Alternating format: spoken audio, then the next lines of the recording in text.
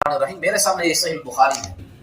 اللہ کے فضل و کرم سے میں کئی سالوں سے مفتی عبدالواحد پوری صاحب اور ان کے جو شاگردان رشید ہیں ان سے چیلنج کر رہا ہوں کہ آپ خدا را صحیح بخاری سامنے رکھ کس طرح جیسے میں دلائل دکھا رہا ہوں. صفحہ نمبر 102 ہے, یہ میرے سامنے صحیح بخاری ہے اور صحیح بخاری کی پہلی جلد ہے. یہ واضح طور پر ہم دلائل دکھا رہے ہیں. 3 فروری 2026 کو میں ڈیرہ اسماعیل خان کے اندر تقریر کر کے آیا ہوں اور اسی کتاب کا حوالہ دے کر آیا ہوں مفتی صاحب کے شاگردان رشید کو, اور ان کو یہ کھلا چیلنج دے کے کہ خدا را ایک حدیث بخاری شریف سے مسلم شریف سے دکھا دے واضح طور پر جو اپنے معنی میں اپنے مفہوم میں واضح ہو, کوئی اس کے اندر جو ہے ابہام نہ ہو کہ اللہ کے نبی علیہ السلام نے رفع دین کرنے سے منع کیا. پھر نیچے کومنٹس پر دیکھیں, یوٹیوب کے اوپر بھی میرا چینل ہے مفتی مجاہد اللہ کے نام سے, اس کو جا کے سبسکرائب بھی کریں اور جا کے سنیں.